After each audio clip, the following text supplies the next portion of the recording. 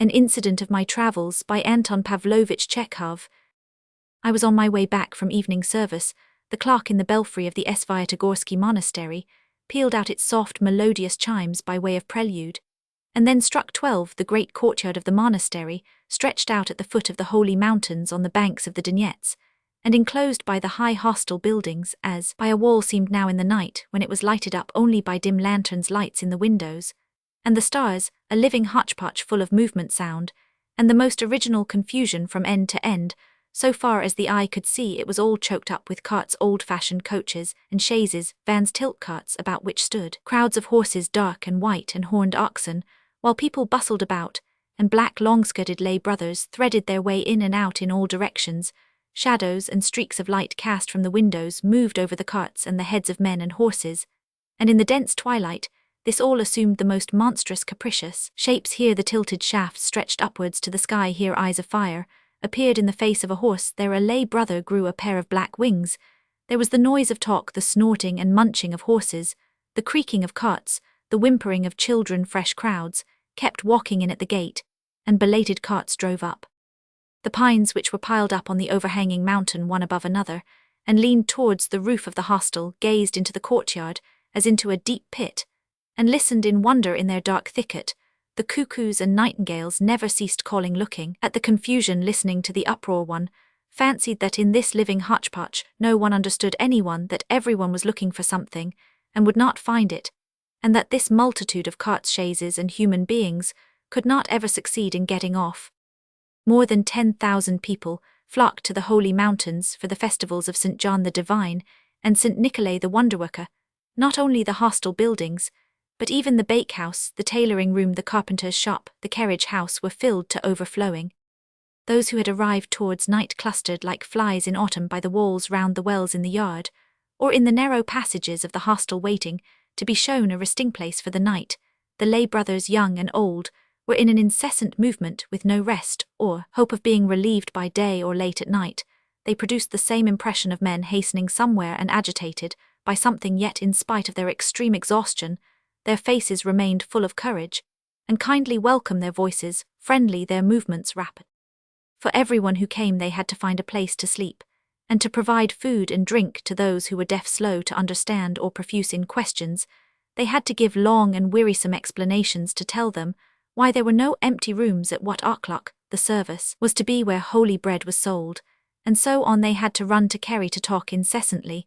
But more than that, they had to be polite too, to be tactful, to try to arrange that the Greeks from Mariupol, accustomed to live more comfortably than the Little Russians, should be put with other Greeks, that some shopkeeper from Bakhmut or Lysychansk, dressed like a lady, should not be offended by being put with peasants. There were continual cries of "Father, kindly give us some kvass, kindly give us some hay," or "Father, may I drink water after confession?" And the lay brother would have to give out kvass or hay, or to answer, "Address yourself to the priest, my good woman, we have not the authority to give permission." Another question would follow, "Where is the priest then?" And the lay brother would have to explain where was the priest's cell. With all this bustling activity, he yet had to make time to go to service in the church, to serve in the part devoted to the gentry, and to give full answers to the mass of necessary and unnecessary questions which pilgrims of the educated class are fond of showering about them, watching them during the course of 24 hours. I found it hard to imagine when these black moving figures sat down, and when they slept. When coming back from the evening service, I went to the hostel in which a place had been assigned me. The monk in charge of the sleeping quarters was standing in the doorway, and beside him on the steps was a group of several men and women dressed like townsfolk. "Sir," said the monk, stopping me, "will you be so good as to allow this young man to pass the night in your room, if you would do us the favor? There are so many people, and no place left. It is really dreadful." And he indicated a short figure in a light overcoat and a straw hat. I consented, and my chance companion followed me, unlocking the little padlock on my door. I was always, whether I wanted to or not, obliged to look at the picture that hung on the doorpost on a level with my face. This picture, with the title "A Meditation on Death," depicted a monk on his knees gazing at a coffin, and at a skeleton laying in it. Behind the man's back stood another skeleton, somewhat more solid, and carrying a scythe. "There are no bones like that," said my companion, pointing to the place in the skeleton where there ought to have been a pelvis. "Speaking generally, you know the spiritual fare provided for the people. is not of the first quality," he added, and heaved through his nose, a long and very melancholy sigh meant to show me that I had to do with a man who really knew something about spiritual fare. While I was looking for the matches to light a candle, he sighed once more and said, "When I was in Kharkov, I went several times to the anatomy theatre, and saw the bones there. I have even been in the mortuary. Am I not in your way?" My room was small and poky, with neither table nor chairs in it, but quite filled up with a chest of drawers by the window, the stove, and 2 little wooden sofas, which stood against the walls facing one another, leaving a narrow space to walk between them. Thin, rusty-looking little mattresses lay on the little sofas. As well as my belongings, there were 2 sofas, so this room was evidently intended for 2, and I pointed out the fact to my companion. "They will soon be ringing for mass, though," he said, "and I shan't have to be in your way very long." Still under the impression that he was in my way and feeling awkward, he moved with a guilty step to his little sofa, sighed guiltily, and sat down. When the tallow candle with its dim dilatory flame had left off flickering and burned up sufficiently to make us both visible, I could make out what he was like. He was a young man of 22, with a round and pleasing face, dark childlike eyes, dressed like a townsman in grey cheap clothes, and as one could judge from his complexion and narrow shoulders, not used to manual labour, he was of a very indefinite type. One could take him neither for a student nor for a man in trade, still less for a workman, but looking at his attractive face and childlike friendly eyes, I was unwilling to believe he was one of those vagabond impostors with whom every conventual establishment where they give food and lodging is flooded, and who give themselves out as divinity students expelled for standing up for justice, or for church singers who have lost their voice. There was something characteristic, typical, very familiar in his face, but what exactly I could not remember nor make out. For a long time he sat silent, pondering, probably because I had not shown appreciation of his remarks about bones and the mortuary. He thought that I was ill-humoured and displeased at his presence. Pulling a sausage out of his pocket, he turned it about before his eyes and said irresolutely, "Excuse my troubling you. Have you a knife?" I gave him a knife. "The sausage is disgusting," he said, frowning, and cutting himself off a little bit in the shop. "Here they sell you rubbish and fleece you horribly. I would offer you a piece, but you would scarcely care to consume it. Will you have some?" In his language, too, there was something typical that had a very great deal in common with what was characteristic in his face, but what it was exactly I still could not decide. To inspire confidence, and to show that I was not ill-humoured, I took some of the proffered sausage. It certainly was horrible. One needed the teeth of a good housedog to deal with it. As we worked our jaws, we got into conversation. We began complaining to each other of the lengthiness of the service. "The rule here approaches that of Mount Athos," I said, "but at Athos the night services last 10 hours, and on great feast days 14. You should go there for prayers." "Yes," answered my companion, and he wagged his head. "I have been here for 3 weeks. And you know, everyday services on ordinary days. At midnight they ring for matins, at 5 o'clock, for early mass at 9 o'clock, for late mass. Sleep is utterly out of the question. In the daytime there are hymns of praise, special prayers, vespers. And when I was preparing for the sacrament, I was simply dropping from exhaustion." He sighed, and went on, "And it's awkward not to go to church. The monks give one a room, feed one, and you know one is ashamed not to go. One wouldn't mind standing it for a day or 2 perhaps, but 3 weeks is too much, much too much." "Are you here for long?" "I am going tomorrow evening." "But I am staying another fortnight." "But I thought it was not the rule to stay for so long here," I said. "Yes, that's true. If anyone stays too long sponging on the monks, he's asked to go. Judge for yourself. If the proletariat were allowed to stay on here as long as they liked, there would never be a room vacant, and they would eat up the whole monastery. That's true, but the monks make an exception for me, and I hope they won't turn me out for some time. You know I am a convert." "You mean?" "I am a Jew, baptized only lately. I have embraced orthodoxy." Now I understood what I had before been utterly unable to understand from his face, his thick lips, and his way of twitching up the right corner of his mouth, and his right eyebrow when he was talking, and that peculiar oily brilliance of his eyes which is only found in Jews. I understood too his phraseology from further conversation. I learned that his name was Alexander Ivanitch, and had in the past been Isaac, that he was a native of the Mogilov province, and that he had come to the Holy Mountains from Novocherkassk, where he had adopted the Orthodox faith. Having finished his sausage, Alexander Ivanitch got up, and raising his right eyebrow, said his prayer before the icon. The eyebrow remained up when he sat down again on the little sofa, and began giving me a brief account of his long biography. From early childhood, I cherished a love for learning, he began in a tone which suggested he was not speaking of himself, but of some great man of the past. My parents were poor Hebrews. They exist by buying and selling. In a small way they live like beggars. You know, in filth. In fact, all the people there are poor and superstitious. They don't like education, because education very naturally turns a man away from religion. They are fearful fanatics. Nothing would induce my parents to let me be educated, and they wanted me to take to trade too, and to know nothing but the Talmud. But you will agree it is not everyone who can spend his whole life struggling for a crust of bread, wallowing in filth, and mumbling the Talmud at times. Officers and country gentlemen would put up at Papa's Inn, and they used to talk a great deal of things which in those days I had never dreamed of, and of course it was alluring and moved me to envy. I used to cry and entreat them to send me to school, but they taught me to read Hebrew and nothing more. Once I found a Russian newspaper and took it home with me to make a kite of it. I was beaten for it, though I couldn't read Russian. Of course, fanaticism is inevitable, for every people instinctively strives to preserve its nationality, but I did not know that then, and was very indignant. Having made such an intellectual observation, Isaac, as he had been, raised his right eyebrow higher than ever in his satisfaction, and looked at me as it were sideways like a cock at a grain of corn, with an air as though he would say, "Now at last you see for certain that I am an intellectual man, don't you?" After saying something more about fanaticism and his irresistible yearning for enlightenment, he went on. What could I do? I ran away to Smolensk, and there I had a cousin who relined saucepans and made tins. Of course, I was glad to work under him, as I had nothing to live upon. I was barefoot and in rags. I thought I could work by day and study at night, and on Saturdays, and so I did, but the police found out I had no passport and sent me back by stages to my father. Alexander Ivanitch shrugged one shoulder and sighed. What was one to do, he went on, and the more vividly the past rose up before his mind, the more marked his Jewish accent became. My parents punished me and handed me over to my grandfather, a fanatical old Jew, to be reformed, but I went off at night to S.H. Club, and when my uncle tried to catch me in S.H. Club, I went off to Mogilov. There I stayed 2 days, and then I went off to Starodub with a comrade. Later on he mentioned in his story Garnal, Kiev, Byalea, Chekhov, Human, Bolt, Bendery, and at last reached Odessa.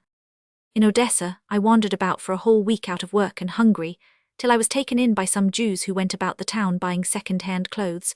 I knew how to read and write by then, and had done arithmetic up to fractions, and I wanted to go to study somewhere, but I had not the means. What was I to do? For 6 months I went about Odessa buying old clothes, but the Jews paid me no wages, the rascals. I resented it, and left them. Then I went by steamer to Perekop. What for? Oh, nothing. A Greek promised me a job there. In short, till I was 16 I wandered about like that, with no definite work and no roots, till I got to Poltava. There a student, a Jew, found out that I wanted to study, and gave me a letter to the Kharkov students. Of course, I went to Kharkov. The students consulted together, and began to prepare me for the technical school. You know, I must say the students that I met there were such that I shall never forget them to the day of my death, to say nothing of their giving me food and lodging. They set me on the right path. They made me think, showed me the object of life. Among them were intellectual, remarkable people who by now are celebrated. For instance, you have heard of Grumacher, haven't you? No, I haven't.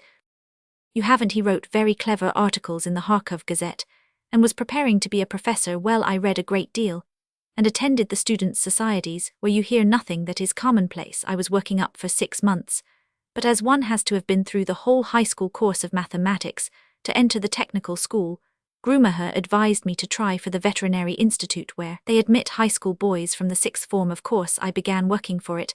I did not want to be a veterinary surgeon, but they told me that after finishing the course at the veterinary institute, I should be admitted to the faculty of medicine without examination. I learnt all Kuhner. I could read Cornelius Nepos, A Liver Ouvert, and in Greek I read through almost all Curtius. But you know, one thing and another, the students leaving and the uncertainty of my position, and then I heard that my mamma had come and was looking for me all over Kharkov. Then I went away. What was I to do? But luckily I learned that there was a school of mines here on the Donetsk line. Why should I not enter that? You know, the school of mines qualifies one as a mining foreman. Splendid berth I know of mines, where the foremen get a salary of 1,500 a year capital. I entered it. With an expression of reverent awe on his face, Alexander Ivanitch enumerated some 24 abstruse sciences in which instruction was given at the School of Mines. He described the school itself, the construction of the shafts, and the condition of the miners. Then he told me a terrible story, which sounded like an invention, though I could not help believing it for his tone in telling it was too genuine, and the expression of horror on his Semitic face was too evidently sincere. While I was doing the practical work, I had such an accident one day, he said, raising both eyebrows. I was at a mine here in the Donetsk district. You have seen, I dare say, how people are let down into the mine. You remember when they start the horse and set the gates moving, one bucket on the pulley goes down into the mine, while the other comes up when the first begins to come up, then the second goes down exactly like a well, with two pails. Well, one day, I got into the bucket, began going down, and can you fancy, all at once I heard trrr, the chain had broken, and I flew to the devil together with the bucket, and the broken bit of chain. I fell from a height of 20 feet flat on my chest and stomach, while the bucket, being heavier, reached the bottom before me, and I hit this shoulder here against its edge. I lay, stunned. I thought I was killed, and all at once I saw a fresh calamity. The other bucket, which was going up, having lost the counterbalancing weight, was coming down with a crash straight upon me. What was I to do? Seeing the position, I squeezed closer to the wall, crouching and waiting for the bucket to come full crush next minute on my head. I thought of Papa and Mama and Marjalov and Grumaher. I prayed, but happily it frightens me even to think of it. Alexander Ivanitch gave a constrained smile and rubbed his forehead with his hand. But happily it fell beside me and only caught this side a little.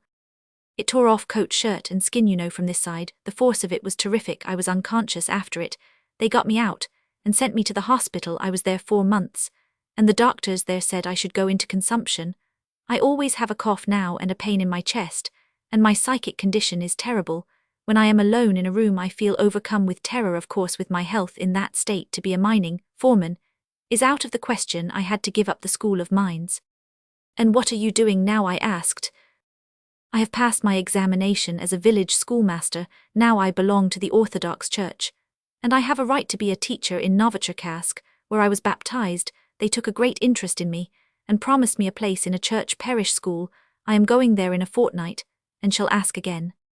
Alexander Ivanitch took off his overcoat and remained in a shirt with an embroidered Russian collar and a worsted belt.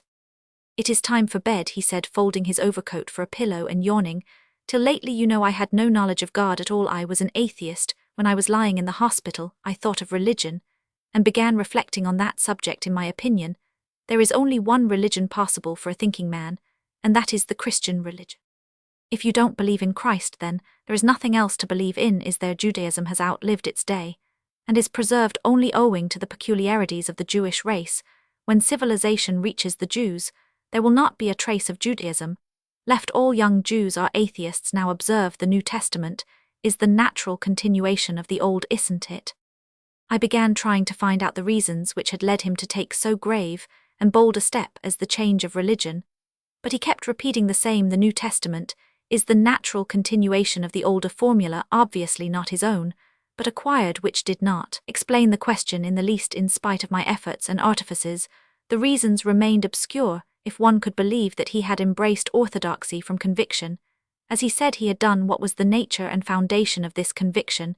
It was impossible to grasp. From his words, it was equally impossible to assume that he had changed his religion from interested motives. His cheap shabby clothes, his going on living at the expense of the convent, and the uncertainty of his future did not look like interested motives. There was nothing for it but to accept the idea that my companion had been impelled to change his religion by the same restless spirit which had flung him like a chip of wood from town to town, and which he, using the generally accepted formula, called the craving for enlightenment. Before going to bed, I went into the corridor to get a drink of water. When I came back, my companion was standing in the middle of the room, and he looked at me with a scared expression. His face looked a greyish white, and there were drops of perspiration on his forehead. "My nerves are in an awful state," he muttered with a sickly smile. "Awful. It's acute psychological disturbance, but that's of no consequence." And he began reasoning again that the New Testament was a natural continuation of the Old, that Judaism has outlived its day. Picking out his phrases, he seemed to be trying to put together the forces of his conviction, and to smother with them the uneasiness of his soul, and to prove to himself that in giving up the religion of his fathers, he had done nothing dreadful or peculiar, but had acted as a thinking man free from prejudice, and that therefore he could boldly remain in a room all alone with his conscience. He was trying to convince himself, and with his eyes besought my assistance. Meanwhile a big clumsy wick had burned up on our tallow candle. It was by now getting light at the gloomy little window, which was turning blue. We could distinctly see both banks of the Donets River, and the oak copse beyond the river. It was time to sleep. "It will be very interesting here tomorrow," said my companion, when I put out the candle, and went to bed after early mass. "The procession will go in boats from the monastery to the hermitage."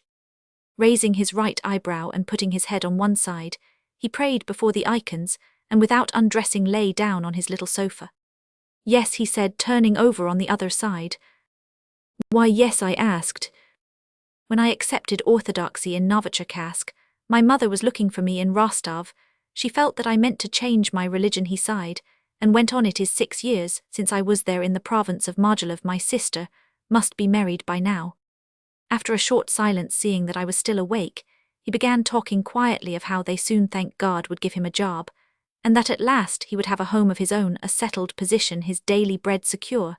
And I was thinking that this man would never have a home of his own, nor a settled position, nor his daily bread secure. He dreamed aloud of a village school, as of the promised land. Like the majority of people, he had a prejudice against a wandering life, and regarded it as something exceptional, abnormal, and accidental, like an illness, and was looking for salvation in ordinary workaday life. The tone of his voice betrayed that he was conscious of his abnormal position and regretted it. He seemed, as it were, apologizing and justifying himself.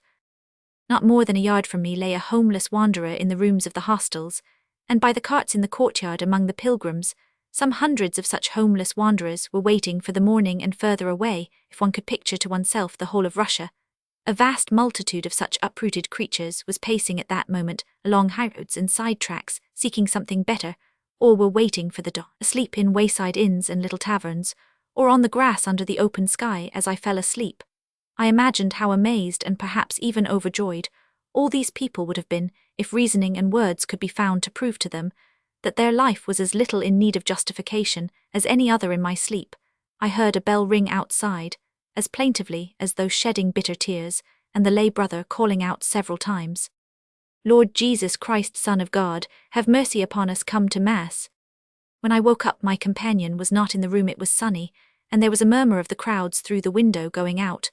I learned that Mass was over, and that the procession had set off for the hermitage some time before. The people were wandering in crowds upon the river bank, and feeling at liberty, did not know what to do with themselves. They could not eat or drink, as the late Mass was not yet over. At the hermitage, the monastery shops where pilgrims are so fond of crowding and asking prices were still shut in spite of their exhaustion.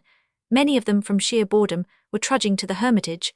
The path from the monastery to the hermitage towards which I directed my steps twined like a snake along the high steep bank, going up and down, and threading in and out among the oaks and pines below. The Donets gleamed, reflecting the sun above the rugged chalk cliff, stood up white with bright green on the top from the young foliage of oaks and pines, which, hanging one above another, managed somehow to grow on the vertical cliff. Without falling, the pilgrims trailed along the path in single file, one behind another. The majority of them were Little Russians from the neighboring districts, but there were many from a distance too who had come on foot from the provinces of Kursk and Orel in the long string of varied colors. There were Greek settlers too from Mariupol, strongly built, sedate, and friendly people, utterly unlike their weakly and degenerate compatriots who fill our southern seaside towns. There were men from the Donets too, with red stripes on their breeches, and emigrants from the Tavrichesky province. There were a good many pilgrims of a nondescript class like my Alexander Ivanitch. What sort of people they were, and where they came from, it was impossible to tell from their faces, from their clothes, or from their speech. The path ended at the little landing stage, from which a narrow road went to the left to the hermitage. Cutting its way through the mountain at the landing stage stood 2 heavy big boats of a forbidding aspect, like the New Zealand pirogues, which one may see in the works of Jules Verne. One boat, with rugs on the seats, was destined for the clergy, and the singers the other, without rugs, for the public. When the procession was returning, I found myself among the elect who had succeeded in squeezing themselves into the second. There were so many of the elect that the boat scarcely moved, and one had to stand all the way without stirring, and to be careful that one's hat was not crushed. The route was lovely, both banks on high steep and white with overhanging pines and oaks, with the crowds hurrying back along the path, and the others shelving with green meadows, and an oak copse bathed in sunshine looked as happy and rapturous as though the May morning owed its charm only to them. The reflection of the sun in the rapidly flowing Donets quivered and raced away in all directions, and its long rays played on the chasubles on the banners, and on the drops splashed up by the oars, the singing of the Easter hymns, the ringing of the bells, the splash of the oars. In the water the calls of the birds all mingled in the air into something tender and harmonious, the boat with the priests, and the banners led the way at its helm. The black figure of a lay brother stood motionless as a statue. When the procession was getting near the monastery, I noticed Alexander Ivanitch among the elect. He was standing in front of them all, and his mouth wide open with pleasure, and his right eyebrow cocked up was gazing at the procession. His face was beaming probably at such moments, when there were so many people round him, and it was so bright he was satisfied with himself, his new religion, and his conscience. When a little later we were sitting in our room drinking tea, he still beamed with satisfaction. His face showed that he was satisfied both with the tea and with me, that he fully appreciated my being an intellectual, but that he would know how to play his part with credit if any intellectual topic turned up. "Tell me, what psychology ought I to read?" He began an intellectual conversation, wrinkling up his nose. "Why, what do you want it for? One cannot be a teacher without a knowledge of psychology. Before teaching a boy I ought to understand his soul." I told him that psychology alone would not be enough to make one understand a boy's soul, and moreover psychology, for a teacher who had not yet mastered the technical methods of instruction in reading, writing, and arithmetic, would be a luxury as superfluous as the higher mathematics. He readily agreed with me and began describing how hard and responsible was the task of a teacher, how hard it was to eradicate in the boy the habitual tendency to evil and superstition, to make him think honestly and independently, to instill into him true religion, the ideas of personal dignity, of freedom, and so on. In answer to this, I said something to him. He agreed again. He agreed very readily. In fact, obviously his brain had not a very firm grasp of all these intellectual subjects. Up to the time of my departure, we strolled together about the monastery, whiling away the long hot day. He never left my side a minute, whether he had taken a fancy to me, or was afraid of solitude, God only knows. I remember we sat together under a clump of yellow acacia, in one of the little gardens that are scattered on the mountain side. "I am leaving here in a fortnight," he said. "It is high time." "Are you going on foot?" "From here to Slaviansk. I shall walk then by railway to Nikitovka. From Nikitovka, the Donets line branches off, and along that branch line I shall walk as far as Hatzapetovka, and there a railway guard I know will help me on my way." I thought of the bare deserted steppe between Nikitovka and Hatzapetovka, and pictured to myself Alexander Ivanitch striding along it with his doubts, his homesickness, and his fear of solitude. He read boredom in my face and sighed. "And my sister must be married by now," he said, thinking aloud, and at once, to shake off melancholy thoughts, pointed to the top of the rock, and said, "From that mountain one can see Izium." As we were walking up the mountain he had a little misfortune, I suppose. He stumbled, for he slit his cotton trousers, and tore the sole of his shoe. "TSS," he said, frowning as he took off a shoe, and exposed a bare foot without a stocking. "How unpleasant, that's a complication, you know, which yes." Turning the shoe over and over before his eyes, as though unable to believe that the sole was ruined forever, he spent a long time frowning, sighing, and clicking with his tongue. I had in my trunk a pair of boots, old, but fashionable, with pointed toes and laces. I had brought them with me in case of need, and only wore them in wet weather. When we got back to our room, I made up a phrase as diplomatic as I could, and offered him these boots. He accepted them, and said with dignity, "I should thank you, but I know that you consider thanks a convention." He was pleased as a child with the pointed toes and the laces, and even changed his plans. "Now I shall go to Novichokazk in a week, and not in a fortnight," he said, thinking aloud. "In shoes like these, I shall not be ashamed to show myself to my godfather. I was not going away from here just because I hadn't any decent clothes." When the coachman was carrying out my trunk, a lay brother with a good ironical face came in to sweep out the room. Alexander Ivanitch seemed flustered and embarrassed, and asked him timidly, "Am I to stay here or go somewhere else?" He could not make up his mind to occupy a whole room to himself, and evidently by now was feeling ashamed of living at the expense of the monastery. He was very reluctant to part from me, to put off being lonely as long as possible. He asked leave to see me on my way. The road from the monastery, which had been excavated at the cost of no little labor in the chalk mountain, moved upwards, going almost like a spiral round the mountain over roots, and under sullen overhanging pines. The Donets was the first to vanish from our sight, after it the monastery yard with its thousands of people, and then the green roofs. Since I was mounting upwards, everything seemed vanishing into a pit. The cross on the church, burnished by the rays of the setting sun, gleamed brightly in the abyss, and vanished. Nothing was left but the oaks, the pines, and the white road. But then our carriage came out on a level country, and that was all left below and behind us. Alexander Ivanitch jumped out, and smiling mournfully glanced at me for the last time with his childish eyes, and vanished from me forever. The impressions of the holy mountains had already become memories, and I saw something new: the level plain, the whitish-brown distance, the wayside copse, and beyond it a windmill which stood without moving, and seemed bored at not being allowed to wave its sails because it was a holiday.